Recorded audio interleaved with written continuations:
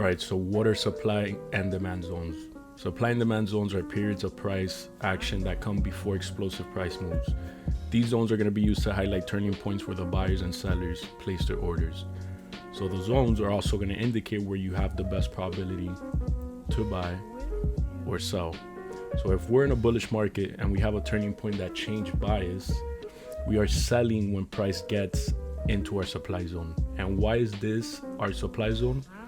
Because this was the turning point that caused the break of structure, guys, right here to the left. So this turning point that caused the break of structure to the downside confirms to us that the market has turned bearish. So the market coming back into our supply zone, we are looking for sells.